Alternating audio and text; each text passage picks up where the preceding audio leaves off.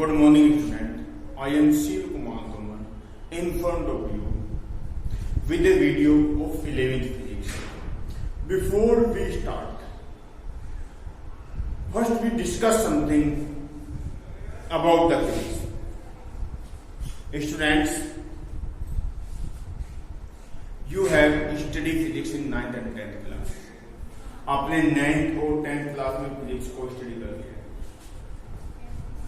अब वहीं से स्टूडेंट के मन में दो चीजें हैं। एक स्टूडेंट सोचते हैं फिजिक्स बहुत टफ सब्जेक्ट है, एक स्टूडेंट ऐसे सोचते हैं कि फिजिक्स टफ सब्जेक्ट नहीं है। अब डिफरेंस क्या है? देखो, अगर मैं फिजिक्स के पॉइंट ऑफ व्यू से बात करूं तो फिजिक्स एक बहुत ही लॉजिकल सब्जेक्ट है। अगर आपके समझ में लॉजिक आ गया तो फिजिक्स बहुत इजी है, और अगर आपने कोशिश कर लिया कि हमें रटना है, समझना नहीं है, तो फिजिक्स बहुत मुश्किल है। फिजिक्स लॉजिकल है, सारा टोटली लॉजिक है चीज के पीछे, और आपको अच्छे से समझ में नहीं आएगा। अगर आप मेरे साथ रहेंगे और जैसा मैं कह रहा हूं वैसा करते रहेंगे तो फिजिक्स बहुत इजी सब्जेक्ट है। ये तो कहते हैं कि फिजिक्स बहुत मुश्किल सब्जेक्ट है, पर फिजिक्स कोई मुश्किल नहीं है, बहुत इजी सब्जेक्ट है। जिसको लॉजिक समझ में आता है उसके लिए फिजिक्स बहुत आसान सब्जेक्ट है। अब मैं फिजिक्स के बारे में आगे थोड़ी सी बात करता हूँ। फिजिक्स में मेनली तीन चीजें हम स्टडी करते हैं: थ्योरी, डेरिवेशंस, न्यूमेरिकल्स। थ्योरी जो आपको लर्न करनी है, डेरिवेशंस जो आपको समझनी है, और न्यूमेरिकल्स जो आपने थ्योरी और डेरिवेशन समझा उसको अप्लाई करना है। तो तीनों ही पार्ट साथ साथ चलते हैं और तीनों ही पार्ट बहुत इजी है। हमें प्रॉब्लम न्यूमेरिकल्स में मोस्टली आती है, और मैं कह रहा हूं आपको न्यूमेरिकल सबसे आसान चीज है। फॉर्मूले में वैल्यू पुट करनी है, न्यूमेरिकल्स हो जाएगा। बस उसका कॉन्सेप्ट समझना होता है। न्यूमेरिकल्स में गिवन क्या है और क्या वो आपसे पूछना चाह रहा है। खैर, ये तो रही फिजिक्स की बात। दूसरी, अगर आपको वीडियोज अच्छी लगती है तो लाइक कीजिए, शेयर कीजिए और सब्सक्राइब कीजिए। और नहीं बात इसके नोट्स की, नोट्स भी आपको मिल जाएंगे। कोई प्रॉब्लम आ रही है तो कमेंट बॉक्स में अपना कमेंट दीजिए, मैं उसका जितनी जल्दी हो सके रेस्पॉन्स आपको दूंगा, उसका आंसर आपको दूंगा। खैर, अब बात करते हैं 11th क्लास फिजिक्स की। देखो बेटा, ये मान के चलो यहां से आपकी फिजिक्स की स्टार्टिंग है।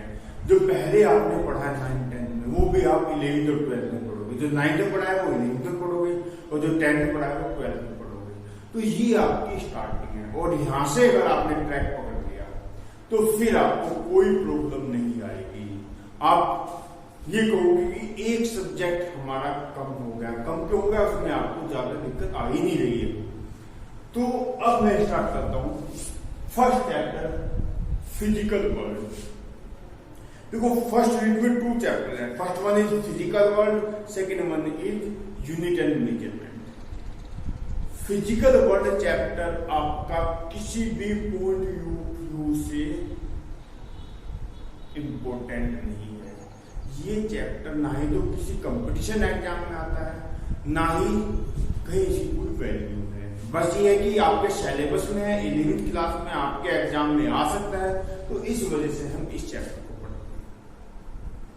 अब फर्स्ट चैप्टर आज ही स्टार्ट होगा, आज ही खत्म होगा। कुछ थ्योरेटिकल कॉन्सेप्ट है, में ना ही कोई न्यूमेरिकल है, ना ही कोई डेरिवेशन है, सिर्फ थ्योरेटिकल कॉन्सेप्ट है। आप अच्छे से उनको देखो, समझो, और मेरे ख्याल से आपको कोई प्रॉब्लम नहीं आएगी। तो मैं फर्स्ट चैप्टर स्टार्ट करूंगा। चैप्टर फर्स्ट, सबसे पहला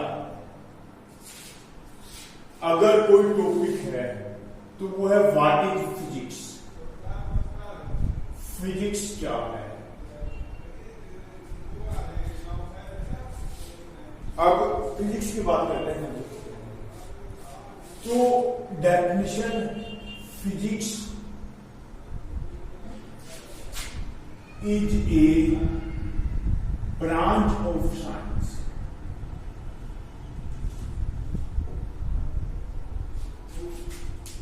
which deals with nature and natural phenomena. ये आपका फिजिक्स है। फिजिक्स साइंस की एक ब्रांच है जो डील करती है नेचर और नेचुरल फिनोमिना। अब नेचर और नेचुरल फिनोमिना है क्या? देखो, नेचर मीन्स हमारे आसपास क्या चीजें हो रही है। अगर कोई भी इवेंट आप उठा के चलो, उसके पीछे कहीं ना कहीं एक लॉजिक होगा और वो लॉजिक फाइंड करना ही आपकी फिजिक्स है। अब मैं बात करता हूं साइंस।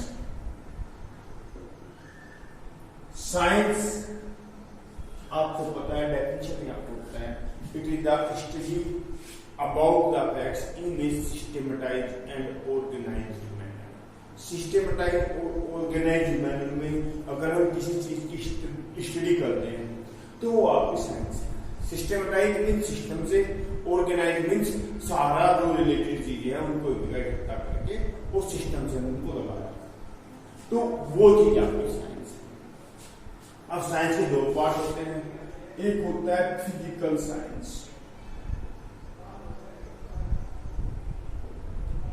एक होता है बायोलॉजिकल साइंस।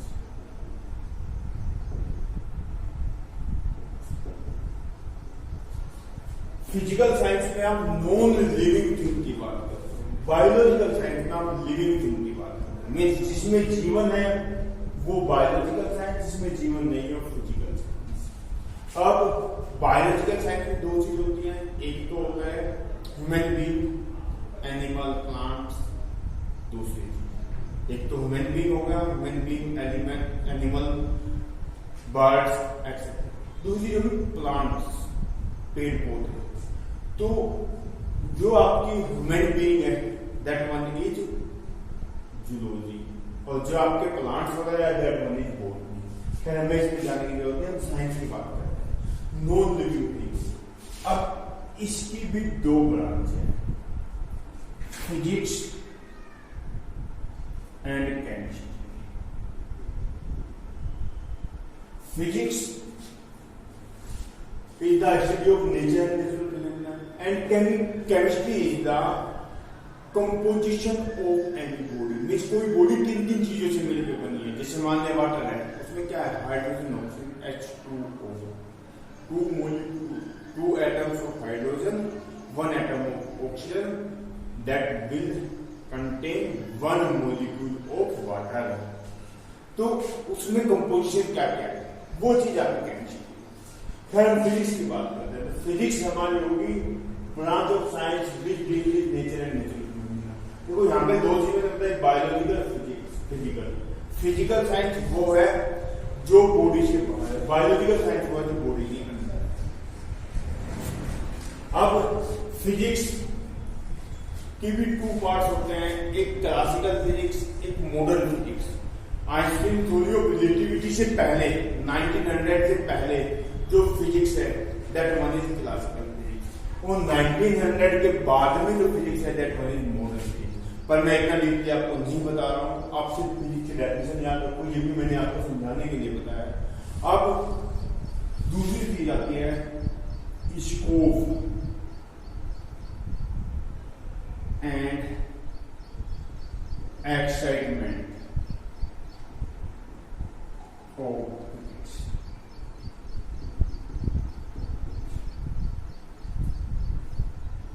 देखो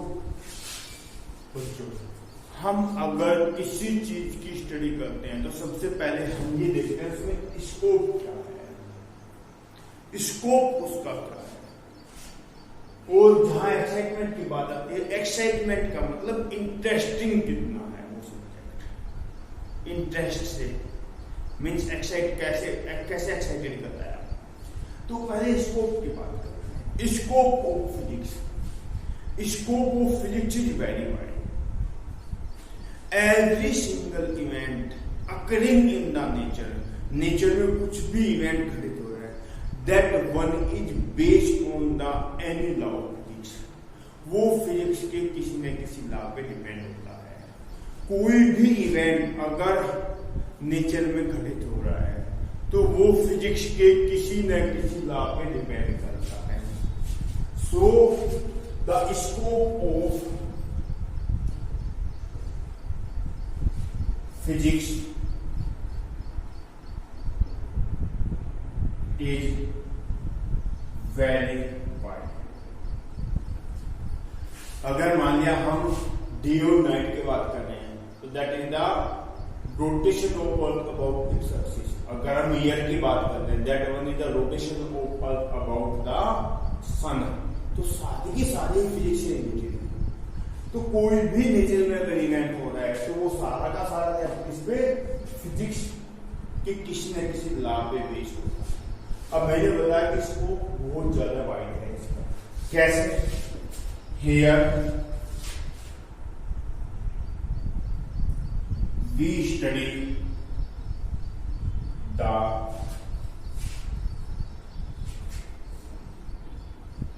large magnitudes like astronomical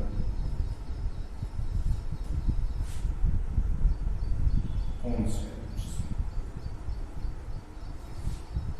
and also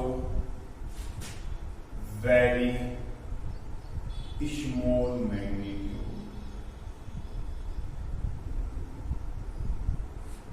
like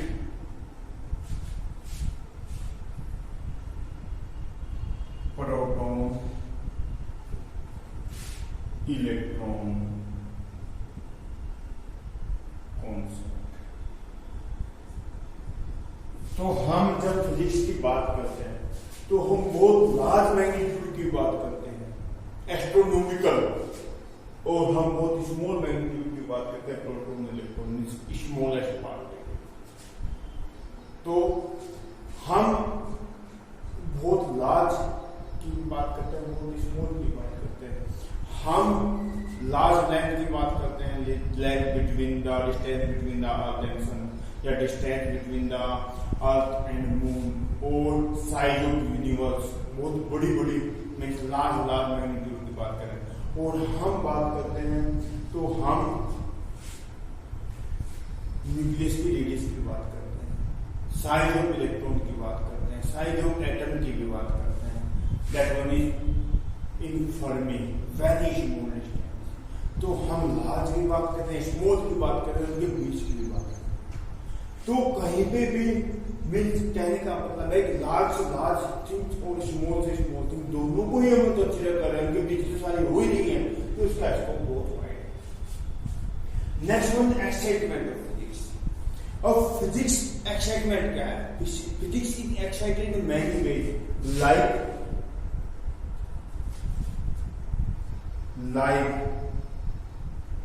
transmission on TV of an event which is occurring thousands of kilometers away।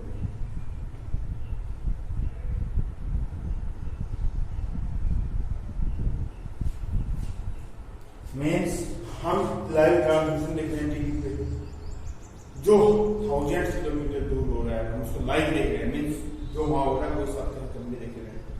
Cricket match है, ऑस्ट्रेलिया में हो रहा है, हम अपने घर में बैठ के देख रहे हैं, तो बहुत ज्यादा डिस्टेंस पर उसको अपने घर में देख रहे हैं। That one is excitement. Second,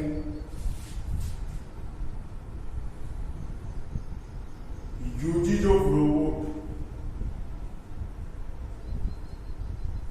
robots का यूज हो रहा है, मीन्स एक ऐसी चीज जो आदमी की तरीके से वर्क करती है, robots.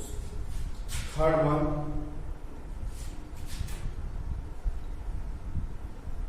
Speed of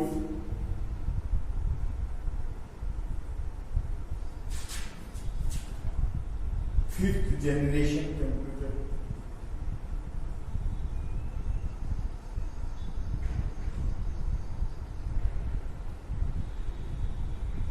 fifth generation computer की speed.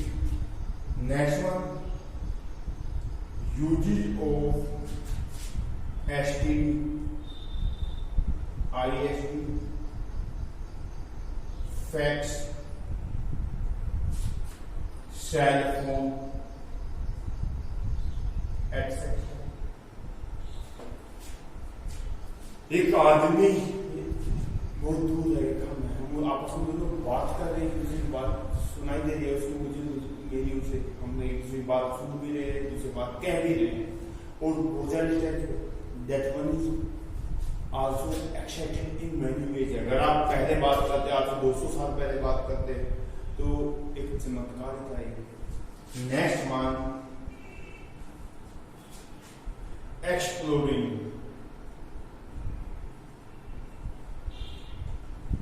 New sources of energy. Energy के नए नए सोर्स एक्सप्लोर हो रहे हैं, मिल रहे हैं हमें, हम मेन्स एनर्जी को अलग अलग तरीके से यूज कर रहे हैं। That one is also affected in many ways and so on. Uses of satellites, journey to moon, controlling from the moon में जा रहे हैं, आपसे कंट्रोल हो रहा है, तो that one is also the excited in many veg. Next आपका टॉपिक आता है physics related to society. Society से कैसे फिजिक्स रिलेटेड है? देखो, सोसाइटी पे फिजिक्स का बहुत large impact. The impact of physics is very large on society. That one is various physical discoveries help the society. Various physical discovery,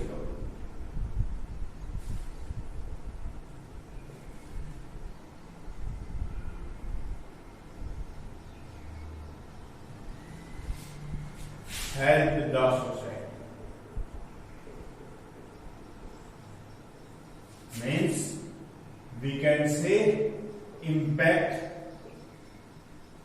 of physics is very much on society.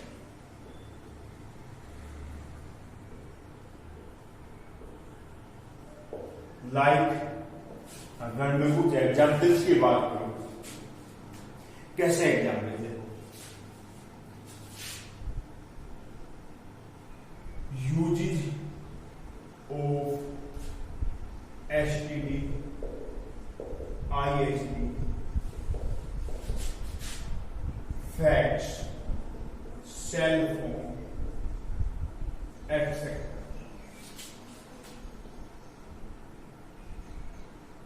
By the society, कौन use कर रहा है? Society तो use कर रही है, society के लिए तो हेल्पफुल है।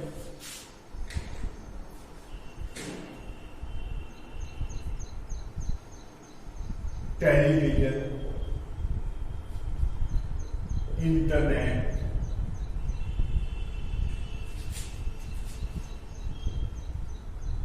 Videos etc.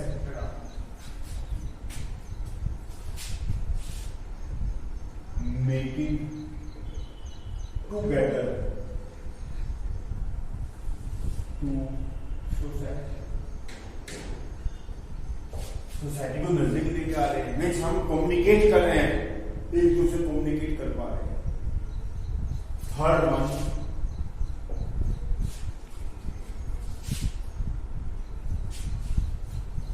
rapid means of transport,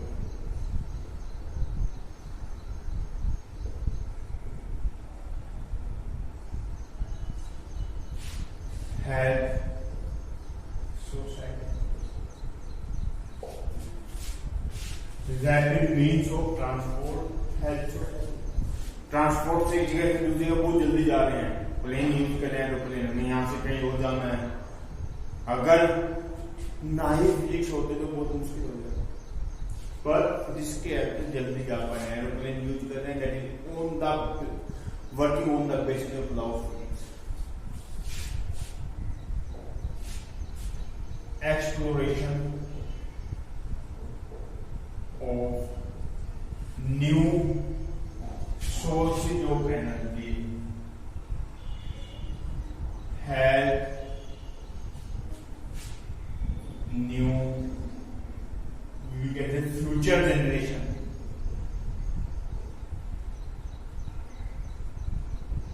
in many ways. नए सोर्स आ रहे हैं एनर्जी के, फ्यूचर जनरेशन की हेल्प कर रही है, मीन्स आगे वाली जनरेशन से यूज कर रही है, अब तो कोई नहीं, आगे वाली जनरेशन भी यूज कर रही है। Next one,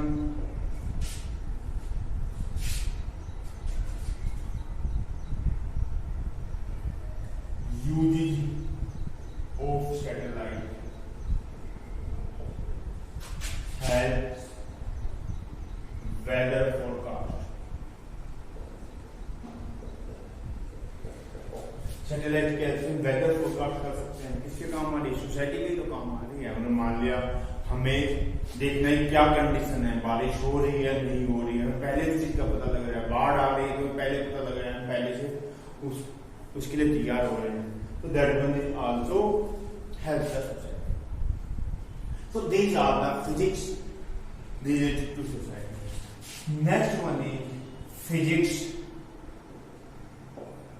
related to technology। अब बात करते हैं फिजिक्स टेक्नोलॉजी से कैसे रिलेटेड। अगर हम टेक्नोलॉजी से फिजिक्स का रिलेशन की बात करें तो all the technological development is the basis of physical law, या all the means physical law के बेस पे technological development means technology and physics also correlated. कोई भी टेक्नोलॉजिकल डेवलपमेंट हो रहा है उसके पीछे कहीं ना कहीं फिजिक्स है। लाइक अगर हम बात करें cell phone, STD, fax, TV, etc. All are working on the basis of electromagnetic wave, basis of propagation of electromagnetic propagation of electromagnetic wave।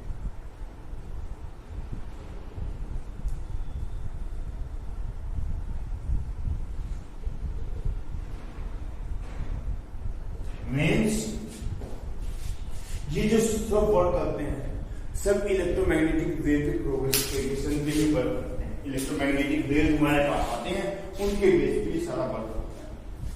Second one, अगर इसके अलावा बात करें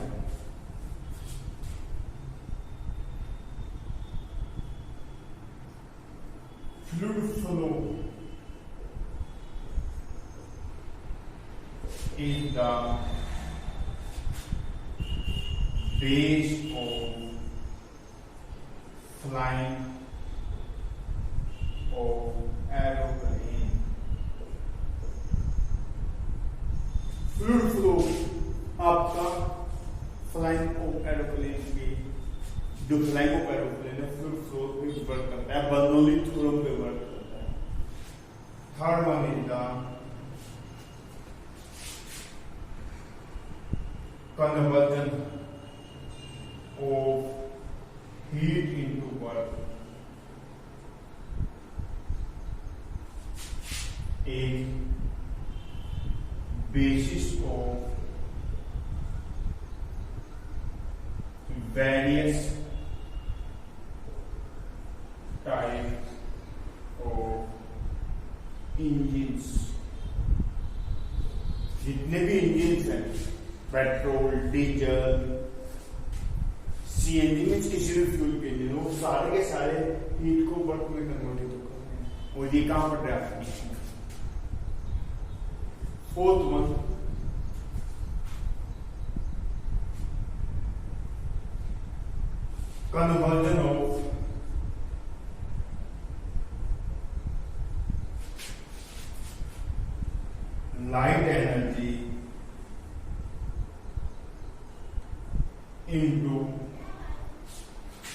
conversion of light energy into electric energy into light energy is basis of electric bulb,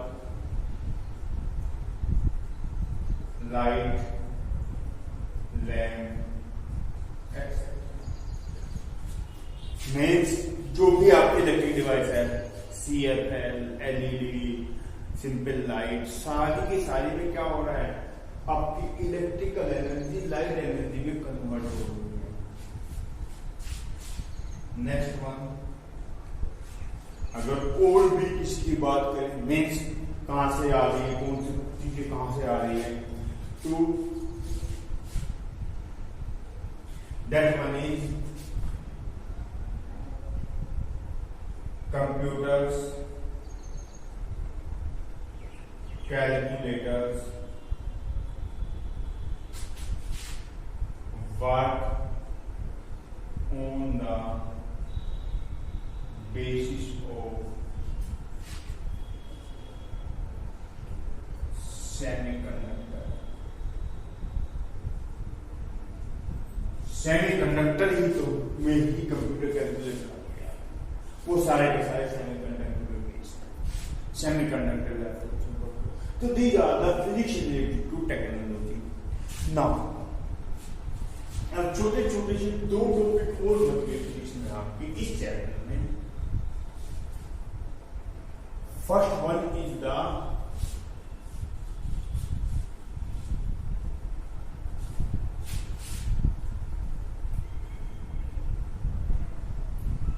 fundamental forces in nature.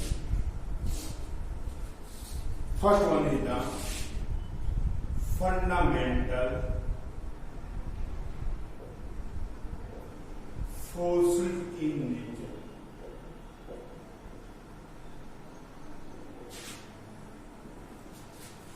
Fundamental forces. There are mainly four type of fundamental forces. हमारे अगर हम study करते हैं तो फंडामेंटल फोर्सेस चार तरीके के होते हैं और सब उसके टाइप है। अगर मान लें मैं कहूँ कि फ्रिक्शन फोर्स है या कोई और फोर्स है, विस्कस फोर्स है, वो सब वो फंडामेंटल फोर्स का ही एक टाइप है। तो हमारे फोर फंडामेंटल फोर्सेस हैं। ग्रेविटेशन फोर्स,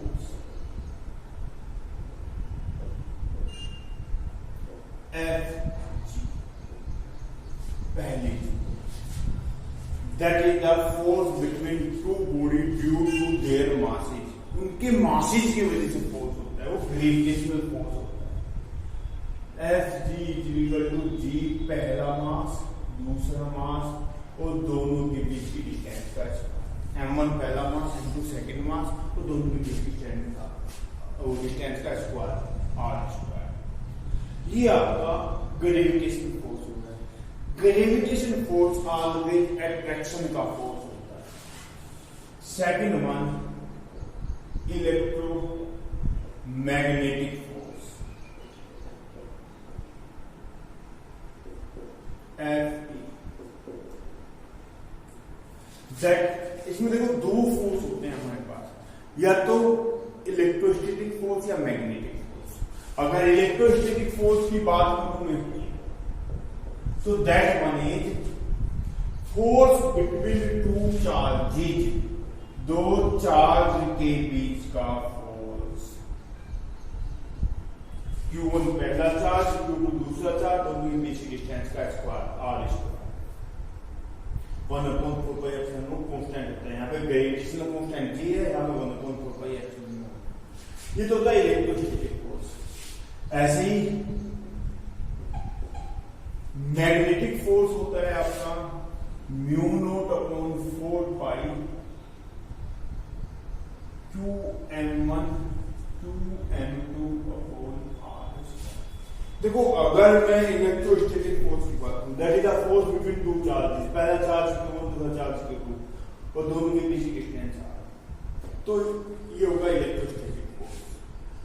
अगर मैं मैग्नेटिक फोर्स की बात करूं तो ये जो कांस्टेंट है म्यू नोट अपॉन 4 पाई, पहले pole force between two magnetic force, दो मैग्नेटिक पोल के बीच की का फोर्स, जैसे मान लीजिए मैग्नेट देखिए आपने, मैग्नेट का पोल दूसरा पोल लाओ तो मैग्नेट अट्रैक्ट करती है, तो उनके बीच का फोर्स, पहले मैग्नेट की स्ट्रेंथ दूसरे पोल की स्ट्रेंथ और दोनों के बीच की डिस्टेंस का स्क्वायर, ये आपका मैग्नेटिक फोर्स। अब दोनों ही फोर्स रिपल्सन भी हो सकते हैं, अट्रैक्शन भी।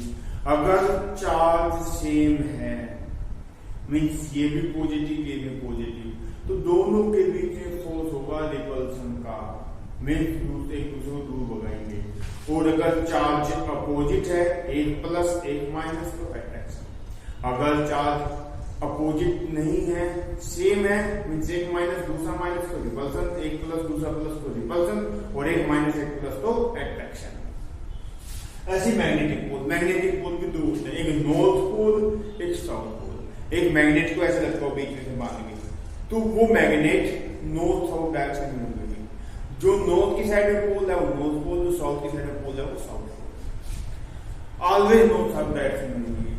और आप निशान लगा लेना, नॉर्थ को 1 लिखना, साउथ को 2 लिखना, तो 1 ऑलवेज नॉर्थ की साइड में होगा। आप इसे घुमा दो फिर वहीं पे जाकर होगा, तो नॉर्थ पोल नॉर्थ की साइड में, साउथ पोल साउथ की साइड में। मगर दोनों पोल सेम है, मीन साउथ और साउथ ही है, या नॉर्थ पोल नॉर्थ ही है, तो उनके बीच में फोर्स रिपल्सन का होगा। पर अगर एक पोल साउथ है और एक पोल नॉर्थ है, तो दोनों के बीच में अट्रैक्शन का फोर्स। ये आपका इलेक्ट्रोस्टैटिक फोर्स। तीसरा फोर्स हो गया आपका स्ट्रॉन्ग न्यूक्लियर फोर्स।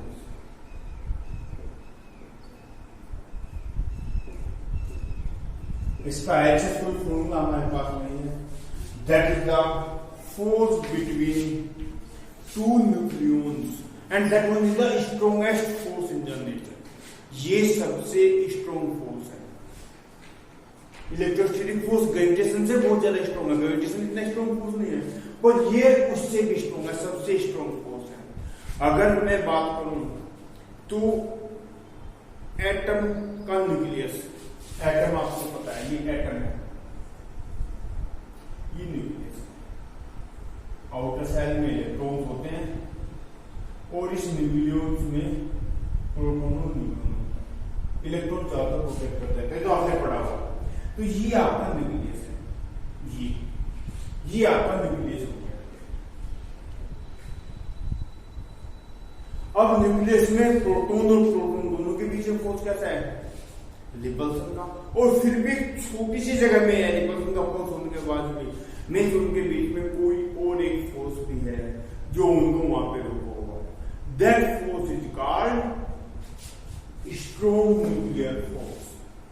ये स्ट्रॉन्ग न्यूक्लियर फोर्स होता है जो इस, देखो प्रोटॉन प्रोटॉन की जो फोर्स है इलेक्ट्रोस्टैटिक फोर्स, उससे भी स्ट्रॉन्ग होता है। That is the force between neutron proton. ये न्यूट्रॉन और प्रोटॉन के बीच में फोर्स होता है, चार्ज पे डिपेंड नहीं करता है, मीन्स दो न्यूक्लियन के बीच का फोर्स होता है। अब fourth one is the weak nuclear force.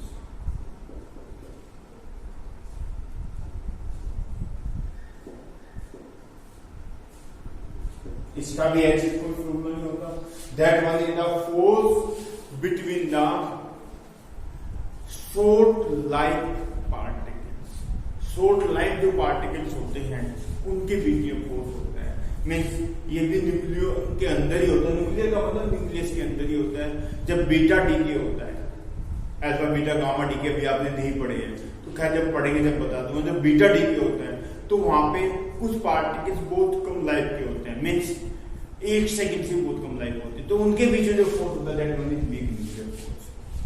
अब अगर मैं बात करूं तो ये जो दोनों फोर्स है that one is long range force, बहुत ज्यादा डिस्टेंस तक वर्क करते हैं। और ये जो दोनों फोर्स हैं that one is short range force.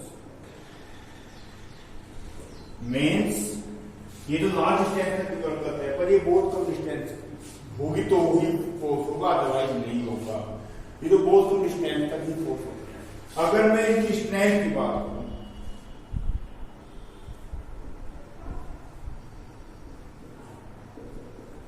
Strength ratio की बात करूं तो सबसे स्ट्रॉन्ग वीकेस्ट फोर्स होता है ग्रेविटेशनल फोर्स, सबसे वीकेस्ट फोर्स।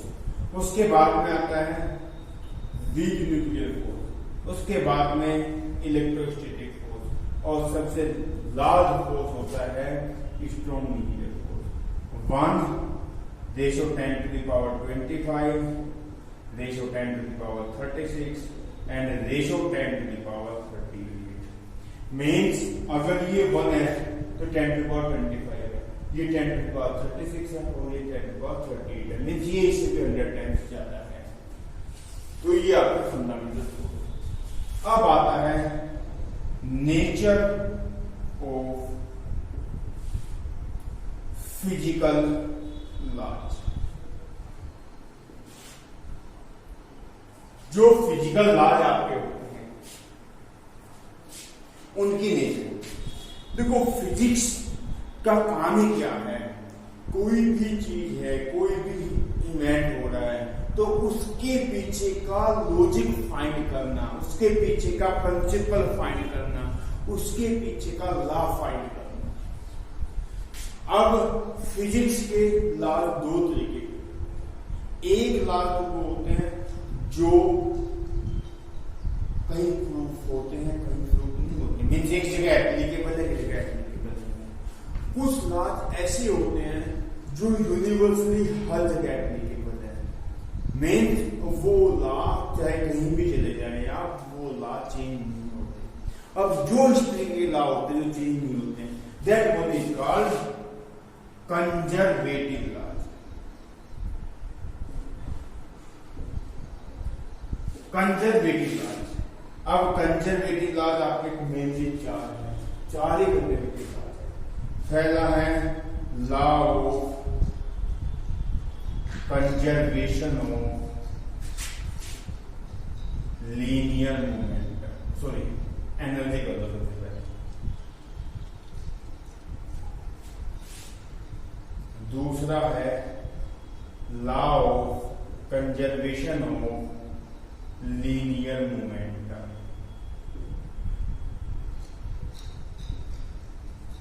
तीसरा है law of conservation of angular momentum.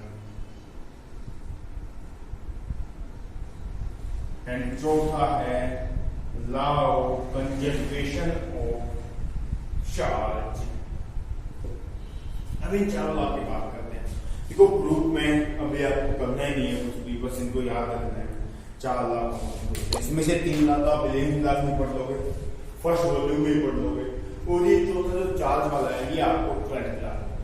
अब law of conservation of energy के कहते हैं, सबको पता है energy neither be created not be destroyed, means energy को ना ही तो पैदा कर सकते हैं ना ही खत्म कर सकते हैं, but it can transform one form to another.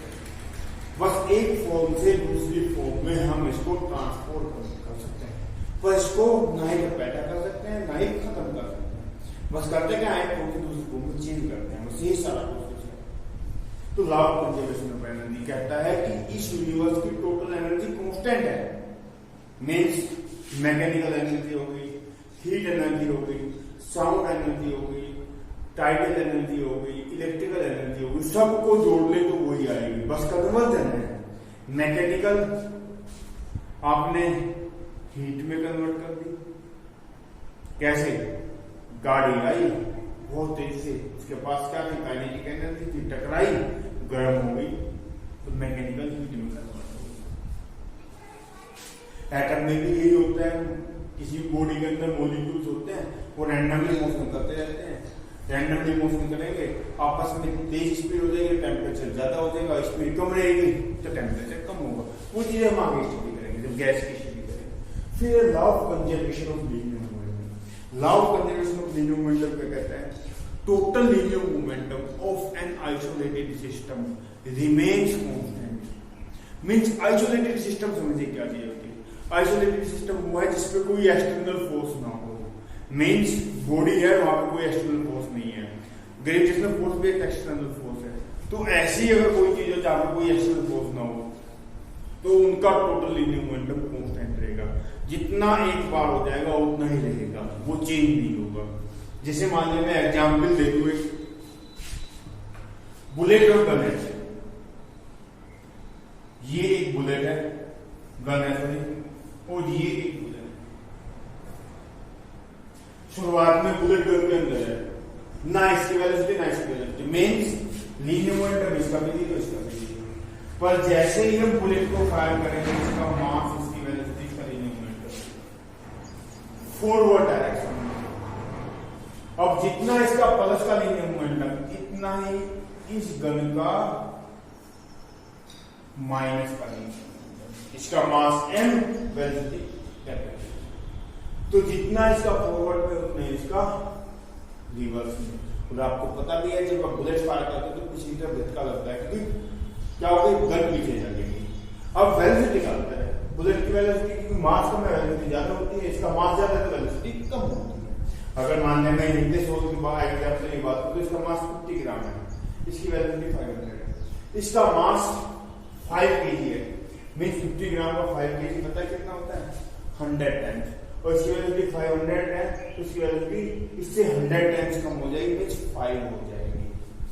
तो ये जो एग्जांपल इसको हम आपको थर्ड यूनिट में ही पढ़ाएंगे जब हम बात करेंगे Newton's law.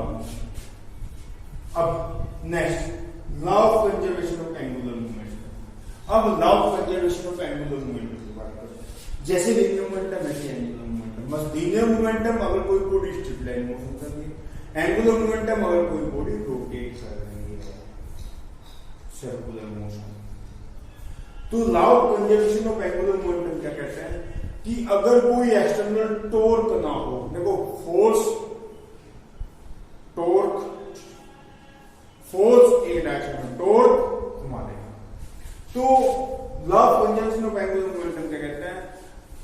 Total angular momentum of an isolated system remains constant. Isolated system वही है जिसपे कोई टॉर्क ना हो, तो वही चीज जो इसमें थी वही इसमें। अब लास्ट है law of conservation of charge. Law of conservation of charge कहता है charge neither be created nor be destroyed. Charge ना ही तो क्रिएट होता है ना ही डिस्ट्रॉय होता है, बट होता क्या है? ये प्रोड्यूस होता है by the transferring of electron. आपको पता है, आपने पढ़ा है, केमिस्ट्री में पढ़ा है कि किसी भी बॉडी पे जितने प्रोटॉन उतने ही इलेक्ट्रॉन, जितना प्रोटॉन पे पॉजिटिव चार्ज उतना ही इलेक्ट्रॉन पे नेगेटिव चार्ज।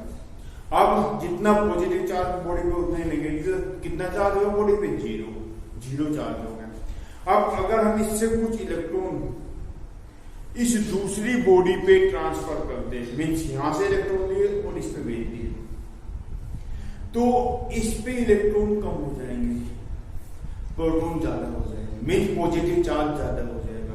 तो इसके पास तो पॉजिटिव चार्ज आ जाएगा। जिसपे इलेक्ट्रॉन पहुंचे इस पे इलेक्ट्रॉन ज्यादा हो जाएंगे, प्रोटॉन इलेक्ट्रॉन तो पहले इक्वल थे, पर कुछ इससे इलेक्ट्रॉन आ गए तो नेगेटिव चार्ज ज्यादा पहुंच गया। इलेक्ट्रॉन नेगेटिव चार्ज है, प्रोटॉन पॉजिटिव चार्ज है। तो जहां पे इलेक्ट्रॉन की कमी होती है वहां पे पॉजिटिव चार्ज, जहां पे इलेक्ट्रॉन की अधिकता होती है वहां पे नेगेटिव चार्ज। और याद रखना ट्रांसफर ऑलवेज इलेक्ट्रॉन ही होता है, क्योंकि प्रोटॉन और न्यूट्रॉन तो न्यूक्लियस में होते हैं।